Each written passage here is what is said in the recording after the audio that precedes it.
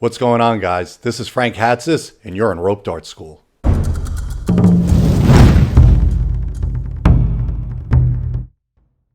All right, welcome to Rope Dart School, where we talk to dartists who are making massive waves and positive impact in the rope dart community. Okay, dartists, I am super excited to speak to this next guest because she is easily one of my favorite rope dartists on the planet. This artist is from Marseille, France, and has been rope darting for 6 years. In 2019, she relocated to Paris, where she's been tearing up the nightlife scene and dazzling audiences everywhere. From burlesque performing to fire dancing, stage acting, modeling, and teaching, I'm beginning to think there's nothing in the rope dart performance art space this person can't do. All right. I am so excited for this one. Ladies and gentlemen, everywhere, the one, the only Olivia Werner. Hi, Welcome to Rope Dart School. thank you so much. How are you? I'm doing absolutely fantastic. And I want our audience to know that because you're all the way in France and I'm here in America, there might be a little bit of a delay between the audio. So, just be ready for that. But I do want to dive right into it and ask you, Ali, the first question I ask every rope dartist on Rope Dart School, and that is, what got you into rope darting? Yes, that's a good question. Because there is no, except your school in America, there is no school of rope dart. So in my case, this is two guys I met. In a moment of my life, I was already a professional dancer, and this guy asked me to join a fire show. So they teach me everything about the fire safety and so on. And I come into the flow art world, and 3 months after, because I started learning poi, and 3 months after, I have a friend of mine who heard about the way I started playing with poi in the world of flow art. She sent me a video, and it was Flow Mayhem. And so it was a love at first sight. So I threw my poi and right away I started playing with rope dart. So thank you, Sam. Oh, for sure. Thank you, Sam, for a lot of things. And let me say Yeah. that just hearing that you threw away poi and picked up rope dart is like the greatest thing anybody could ever tell me. So, with your professional dance background, because clearly, I mean, when it comes to rope dart and dance technique, you're the best. You're just the best. So, talk to us a little bit about your dance experience without the rope dart. When you started, what did that look like? Mm. I started dance at 12 in a conservatory, and I specialized in the contemporary dance. That's my main domain in dance, contemporary. I did ballet and jazz, but I really fast not professional, specialize myself in contemporary. And I get my first job after my studies. I was like 22 years old when I started at professional dancing. So I started playing with rope dart 2 years after. After you, After starting professional dancing, my I first understand. contract was at 22 years old, and at 24, I started rope dart. Very nice. And thank goodness you did, because you have changed the way a lot of us approach the rope dart. Even for myself, I wish I could move more like you because I'm very stiff when I rope dart. and you're just so fluid and graceful, and it's mesmerizing when you rope dart. There's a lot of rope dartists that I love to watch, but wow, when Ali video shows up, I am hooked from beginning to end. Yes, you're more into like martial art, you. Yes, yeah, And yeah. I think in the same way it inspired me when I see you. I think, oh, I want to add more a martial art style in my dance style, you know. Well, for sure. You know, you have, just going back to the contemporary dance that you started at 12 years old. Is that really where you learned how to make these? You put these expressions on your face that Mm. pulls the audience in. Does that just come from a natural confidence that you were born with, that you're a performer and that's who you are? Did you have to learn this? How can I look more like you when I rope dart? Is really what I'm asking. I didn't learn that in a conservatory of dance. No, it's not conscious, you know. Okay. But yes, now it's a part of my identity. This face I did. Um, I think it's because I'm a bit, no, I'm not angry, but I have some revendication to do through art. You know, I want to express like deep feelings, and it's more about sadness and angriness. I don't know, you Yeah. know. I don't know. That's my theme. My theme. You know what it Yes. means? No, I Oh, yeah. understand. Mm-hmm. Well, that's really great to hear, because what I like to do is pull back the outer layers of rope artists and get a little bit more to the core of where this expressive nature comes from. Because as rope artists, I feel we all have something in us that we want to express, and it says things for us that words can't say, if you know what I Mm-hmm. mean. Uh, And although Sarah warned me, she said, just remember there's a language barrier. So don't get all, don't speak in analogies and allegories, because it might not translate. So I'll be careful with my words and how I present things. Um, that anger that you say you want to express, it absolutely comes through when you rope dart. And do you feel a release every single time you do it? I mean, do you find something in you to release as it's happening? I just want to know what goes on internally inside you, and where you said it was kind of unconscious. So maybe a better question is, before you go into that unconscious state where you're so expressive, are you thinking about something that angered you? Are you thinking about something that saddened you and pulling in those emotions? Or when somebody says action and turns the camera on, you're just there and you're expressive? yes, I didn't think about it. No, no, I don't have really interesting things to say about that. I never think about it. But you know, as life is constantly a fight, I feel life like this. So naturally, dance for me is a fight, and unconsciously, it's weird because I choose a martial art. So you know, it's weird, but it's also a fight. And you know, coming on stage, showing what you are deeply, it's so hard that maybe it's on my face, like, okay, I'm vulnerable, I'm fighting in front of you, so maybe it's obviously what you can see in my face. Mm.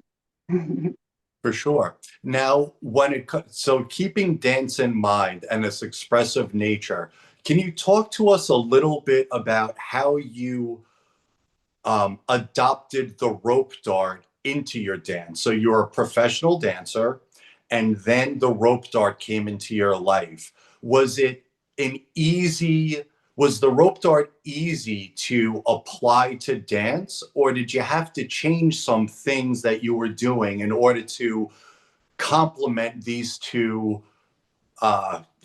arts together? Mhm. First of all, when you start something, even if I was a dancer, I wasn't a rope artist. So there is the first year of just learning the basic, of course. And this is just maybe right now, after 6 years of hard practicing, that maybe I can try to mixing dance and rope dart, but it took a long time because adding a domain in dance, you have to be really good at it, really good at dance, really good at rope dart, and then maybe you can mix together. So you have to be really patient, and this is like I have 3 domain: dance, rope dart, and the mixing of the two. So my training, when I try to do a contemporary rope dart style, it's a really particular training. And yes, in this way, I think really clearly that, okay, I want to try to mix together, but it's not natural, it's a really hard work because everything is a contraint, is a constraint. There is a rope. I want to do this kind of move with my arm, but there is the rope who hit my hands, So yes. For sure. And when it comes to that transitioning or blending the two, the rope dart and dance, it being difficult, it looks difficult. You do it so well, but you can also tell as the viewer that you put a lot of time into what you're doing. It's not just this flip the camera, and maybe you do sometimes just flip the camera on and flow, but other times it looks like professional dance, and it's just so captivating. And the one thing I want to point out that you mentioned earlier is how patience, being patient was a huge part of your journey. And it's, I think we live in a time nowadays where everyone thinks that, things have to happen fast and it's immediate gratification. And, I want artists to know that if you want to look like Olivia took 10 years of dance, then became professional, and then picked up a rope dart. And 6 years later, here we are all blown away. I mean, that's more than 15 years of training. I'm sure every day or a lot, staying disciplined, giving things up to, that you want to do, that you love to do. That it's like, well, look, you can either go to the movies with friends or you can practice and become the best. And you can tell that Olivia always chose to practice to be the best. For sure. So patience, guys, always with patience. Now, you also, with your dancing, it looks like you do a lot of burlesque, non-rope dart fire performing. We call it burlesque. I'm sure you call it burlesque as well. Oh, I'm not sure what you call burlesque because it's not really my style. Maybe you speak about like kind of striptease things. Do you mean? Yes. That's Yeah. we would call that burlesque. Okay. For us, it's a bit different because burlesque is more in France. It's more about humor around the act of stripping, But maybe in the US it's different. I don't know. But yes, I don't know what's your question exactly, but in my work, there is a lot of feminism activism. And for me, the burlesque things is about that. I have actually a show who's called le bal des putes. In English, it's hooker's ball. And it speak about feminism. It's a very activist show. And in this show, I do rope dart, I do dance. But I think it's important to speak about that because, you know, art is also about politics sometimes. You know, just the way you are a man and I am a woman, the audience is not same, is not, they don't look at you or me in the same way. Even if we do the same domain, maybe with the same style, but, you know, so it's always about politics. And it's important for me. Yeah, absolutely. I mean, it's, you know, I would say art is politics in some way, shape, or form. And what art allows us to do as artists is to express our own personal politics through our art.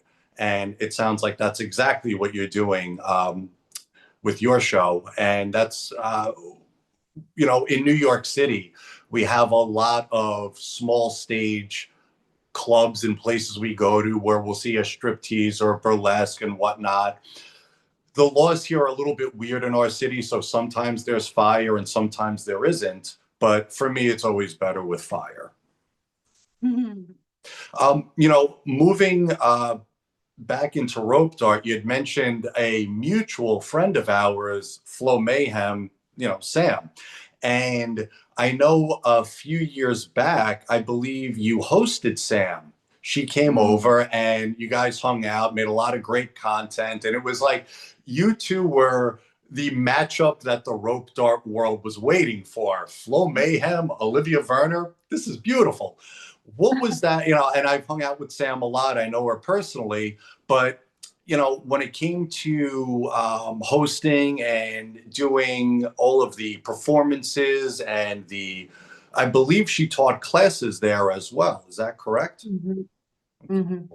Now, you organized all of this for her, or how did that whole thing come into play? I help her organizing this. She contacted me, I think, because maybe I was the only rope artist in France she knows. So naturally, she sent me a message, and I help her, and I give her some contacts, other contacts in Paris, like people who are into fire performing, who know the places and the people. For example, we have a group, comment dire, une association, I don't know, a group who's called Burn Crew Concept. And it's, comment dire, a group of people who promote fire performing in Paris, you know. And there is some meetings in Paris. So I give her this kind of contact. And in this way, we organize this event that was amazing. Absolutely. Now, are you teaching rope dart at all?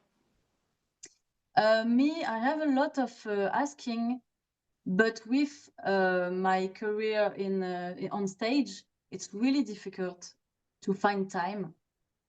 So maybe and most of time I say to people, go find the tutorial of Flo Mayhem. Most of time I said, ask to Flo Mayhem. She's specialized into the greatest tutorial and Rope Dart Academy as well. And maybe one day I will create my own course. I think maybe because of the mixing of dance and rope dart, which could be interesting, and people could just go on the video. Voila. But no, most of time I said to people, go to Rope Dart Academy and ask to Flo Mayhem. Well, we certainly appreciate that. And I would say that if a beginner did go check out Flow Mayhem and Rope Dart Academy, they'd probably get pretty good at rope dart. I think we're all waiting for you, though, to start dropping your knowledge. And, you know, you said you don't really have the time. And, you know, we totally understand and respect that. maybe in the future, do you ever consider traveling and teaching at festivals, like fire festivals or whatnot, or it's just not really something you have time for? Yes, yes, I always did that. I think the only moment when I did that, it was at festival with because I prefer sharing my knowledge with really passionate people.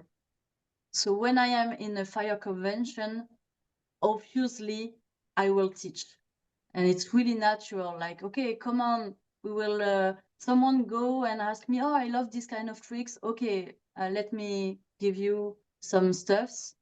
But when people just ask me through social media, it's different. And sometimes, as you said, people just want to learn something fast. They think I will give us all the things and they will become a rope artist like in 2 days, you know? And I Right. don't really like this way of thinking. So sometimes I just said, go find some videos and you will be good. You don't need me. Yeah, for sure. It is I come across that situation too, where someone who's never rope darted before wants to learn leg weaves. And I'm like, dude, you got to Mm, learn us there's so many, there's, a galaxy between you right now and leg weaves, and you got to fill in mm. that space. So, just staying on festivals for 1 second, a little bit more for anyone that's in Europe listening. Will you be attending any festivals this year in 2025?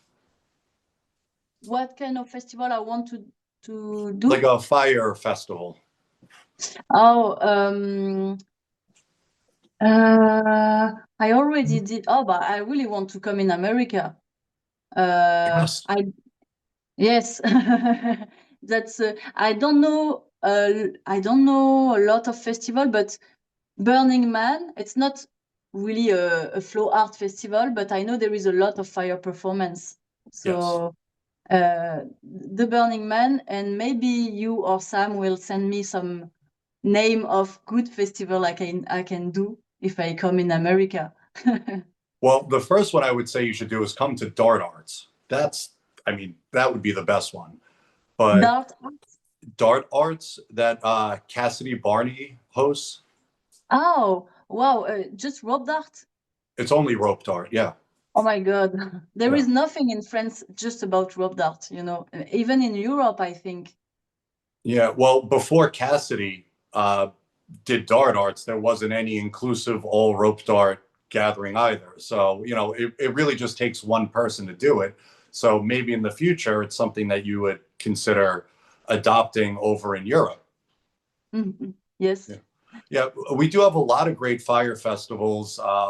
Fire drums would be one of them. If you were going to come, I would say, go to California. It's beautiful. That's where fire drums is. And it's, you said like passionate, you get passionate people. Fire drums is, not in my opinion, but in everybody's opinion, it's like the best of the best when it comes to fire performers. It's everybody there is top level or learning to become top level. But lots of festivals are great. Burning Man isn't a festival really, but it's a wonderful experience, and I would highly encourage you to do that. At least maybe once in your lifetime. Mm. Now, you've also had, it seemed a while ago, just regular theater or stage acting. Is that correct? Regular theater. I Right. don't. I'm not sure I correctly understand. Yeah, I need to be more careful with how I say things. So, stage theater, like a play, like a drama. Yeah. You did that a while ago. Were you in a production? I think it was like about the Three Musketeers, maybe, or Oh, yes, my first contract was in a theme park, and my show, it was called Les Mousquetaires de Richelieu. I don't know if you think about that. yes, that's Uh, what I'm referring to. Oh, wow. Okay. It's really, it's old. For sure. Well, what caught my attention was it seemed like you guys had live horses on stage and you're kind of getting picked up and thrown on a horse. Did I see that correctly? Yes, yes. It's a really huge show. The audience, there is 3,500, 300,000. I don't know. There is a lot of people. There is a lot of people in the audience. And yes, there is 8 horses on stage. This is one of the biggest show curtain, in the world. And in this show, the girls were dancers and also fencer. You said fencer, like as in sword fighting? Yes. Cool. So I learned fight in this production. That's great. I used to be a school teacher, and we would have a coach from it was like the Olympic Training Center of Fencing here in Manhattan would come and teach our students fencing once a week. And because I was the phys ed teacher, I also learned fencing. So for a few years, I was fencing, and I loved it. We had, everything, the mask, the protective, chest guards and what have you. And I even had the opportunity to see 2 Olympic fencers fence right in front of me at this training facility in Manhattan, New York City. And it was just one of the coolest things I've ever seen. So you can fence then. Yes, but I just have the basics. And I think you learned a kind of fencing a bit different, because me, it's for the show, especially for the show. And it's a sportive fencing, Yes. like with the mask. And so it's not really the same. And us, because we are on stage, these are just fake moves, and it's not some historical move. It's just to be comment dire, impressive moves. Everything is too much. Mm-hmm. But this Absolutely. is also really dangerous, because our sword is not flexible. It's rigid. So we have to really be careful, because if you do it on the eyes, it's not good. No, not good at all. And you have So, no mask, and right. So, yeah, it definitely has that element to it. And yeah, I never thought of that, where it's like, sure, there's going to be something like stage sword fighting, and then there's going to be sport sword fighting. And it's like, when you think about it, it's like, duh, of course, right? Now, with performing, just because you have so many different disciplines that fire, striptease, acting, all of these different things, have you ever done any aerial performing, like lyra or silks or anything like that? No, I didn't do aerial things, because I want to stay focused. In real, I want just to do contemporary dance and rope dance. I don't want to try other things, because I want to come deeply into my domain and become the best that I can. Of course, there is a lot of things so interesting in the world. And in another life, I would like to try everything, but I don't have time. Well, I agree 100% with you. And it's something that I've spoken to Sam about, and she agrees as well. And that is that people like you or myself or Sam don't really have a balanced life. We have one thing that we're trying to be great at, and that's it. And look, all I do is rope dart. I don't pick up I am not trying to be a little bit good at this and a little bit good at that. And I want to be absolutely excellent and great at the rope dart. And I just feel that there's a certain I think that's a formula for success because when you look at your popularity, it matches what we're saying. You picked one thing, dance and rope dart, dance dart, if you will. There's one thing that you want to be great at, and you are. Would you agree that greatness, part of the key, part of the recipe for being great is not to do a lot of things, but it's actually to just pick one thing? Yeah, absolutely. That's something I said to myself like every day. Like keep going on the same thing. Of course, and I don't know what is in the US, but in France, I don't know why, but most of the flow artists are multitasked. I don't know Or why. or what's that? Oh, Um, multi. Yes. multitask. They Yes. do a lot of different props, you know. I don't know. That's a mindset of the flow artists. And most of people ask me, but why did you do only rope dart? Like, oh, it's, they don't say that, but oh, it's boring.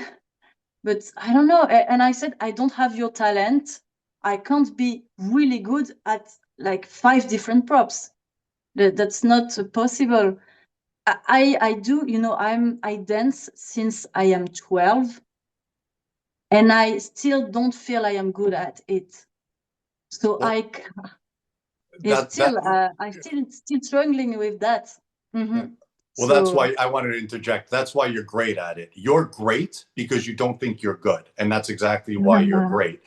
But to go back to something you just said, in America, there is this big push for multi-prop, and there's a lot of multi-prop stylists. But I just, and again, the purpose of this show, Rope Dart School, is to tell future budding new rope artists the secrets to how to get great. And I'm telling you right now, if you love the rope dart and you want to be great with the rope dart, put all that other stuff down. Focus on one thing. And Ali is nodding her head yes, enthusiastically. Focus on one thing. Think of it like this. It's a great analogy. There's a tree and you have an axe.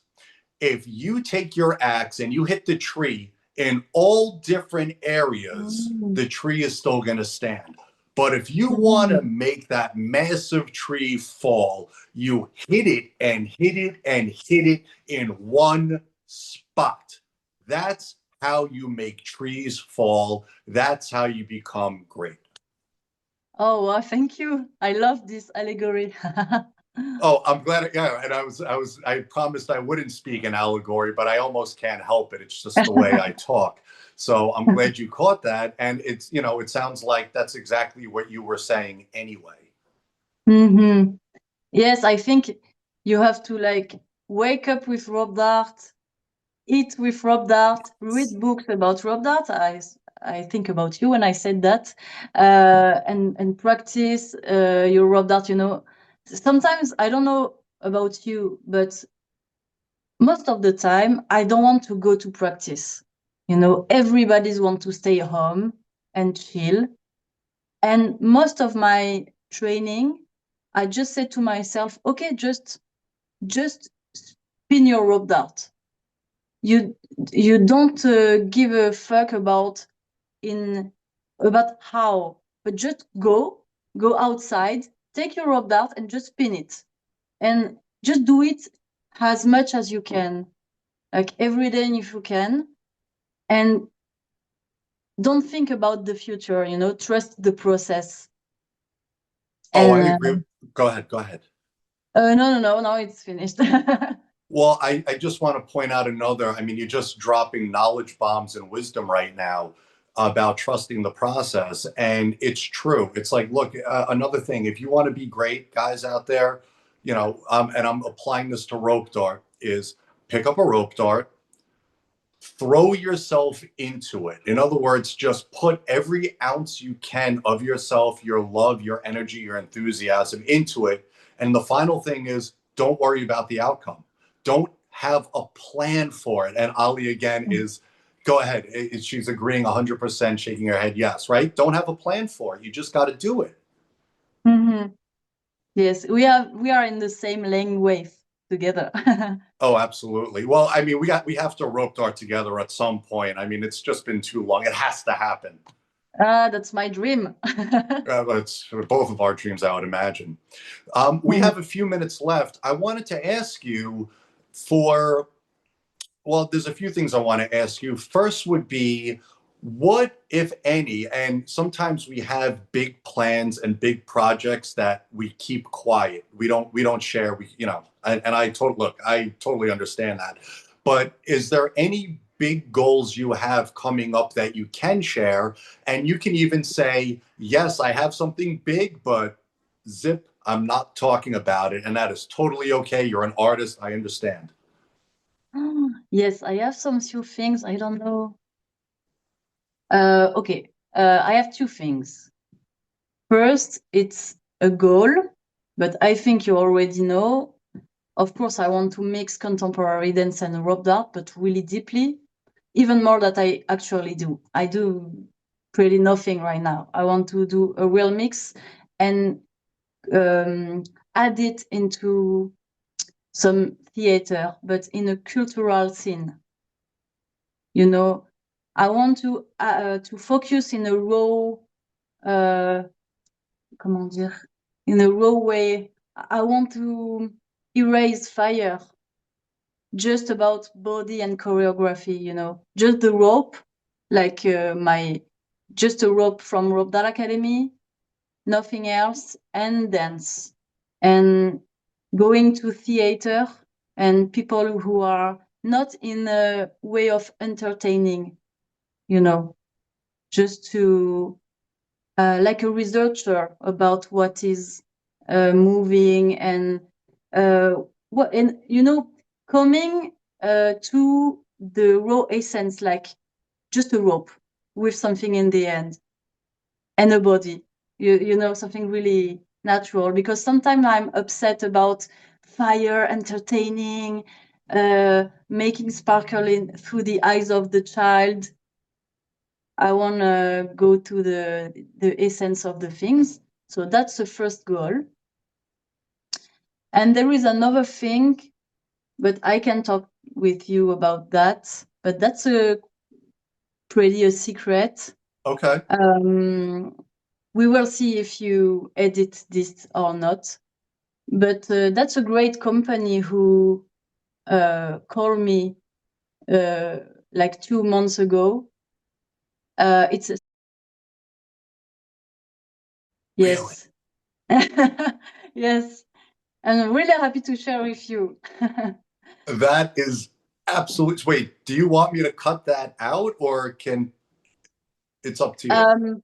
Maybe, because I will tell you why. They asked me to join a show. I give us a video.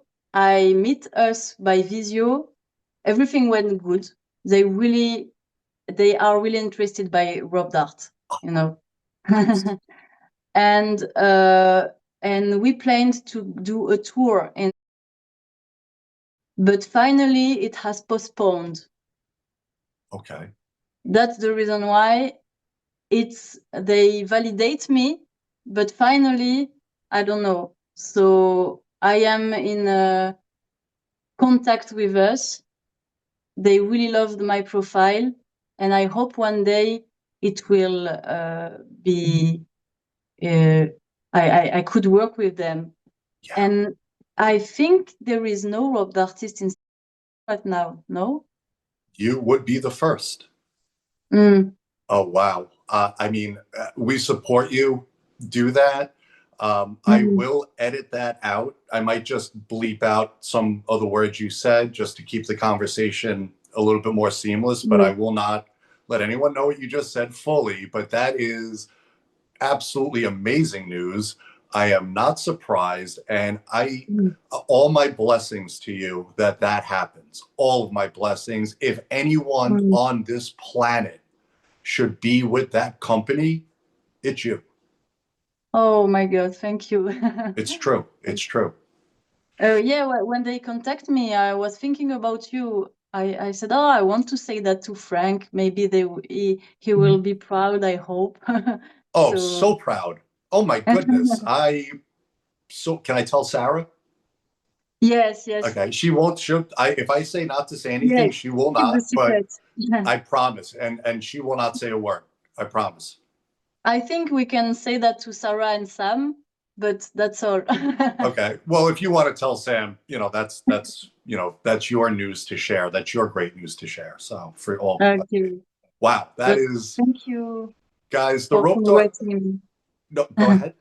Go ahead. Thank you for saying me all these words. Thank you. Well, I mean them. They're very easy to say. And what I was going to say is, guys, just keep your eyes out. The rope dart is taking over the world. I'm telling you right now. And Mm. Olivia is one of the reasons why what I just said is true. Before Mm. we go, I do want to ask one of my final questions to you, and that is, what message, if any, do you have for rope artists in the world? What kind of a message? What do you want them to know? An encouraging word, a secret you can, just something to help them on their journey to becoming the best rope artist they can be. Oh my God. I have some things to say, but I think they already know that. Uh, like being consistent and choose one thing and go deeply in that. Just keep in mind that you don't will be a good rope artist in one day, not in 1 year, and maybe not in 10 years. Yes, I Yeah. think, and find your style. Oh, Focus yeah. on you. You don't care about the others. This is about you. Yeah, find your own. Don't try to copy. Be inspired, but find your own style. Yes. And every rope artist have something something magic, something personal to share, you know.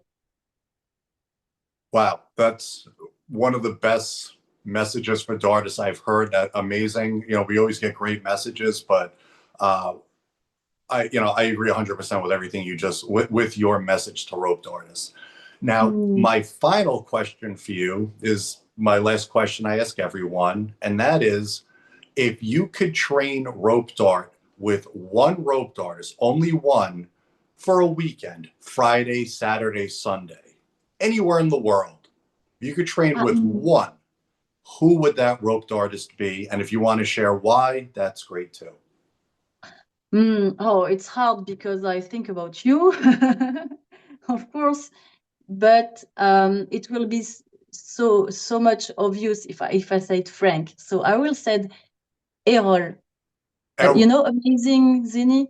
yes, amazing Yes. zini. Why this is one of my favorite. But I don't know why it's my. He has his own style, and this is so clean. I don't know. He's really original in finding their own tricks. I don't know. It's just one of my favorites. Well, I agree. So Errol is a close friend of mine, and he is my favorite rope artist. I think he's the best in the world, really, when it comes Yes. to tech and whatnot. He just, he's like you. He reminds me of you. When I watch you, I am captivated and I'm mesmerized. When I watch Errol, I am captivated and I am mesmerized. The two of you together is a dream. If you two got together, I couldn't imagine what kind of mind blowing dance and tech and concepts. This is what turns me on, So that's what a great answer. Errol, heck yeah. Oh, yeah. Errol, Mhm. absolutely. Yes. Okay. Well, it was an absolute pleasure to speak to you, Oli, and you're just as sweet and awesome as I thought you would be. And you shared such great knowledge, which again is the reason for this show. Great knowledge of what rope artists should be doing, could be doing, should be thinking about in order to progress their own careers and life forward with a rope dart. Thank you. Well, thank you. And to everyone watching, as always, peace, love, dart life.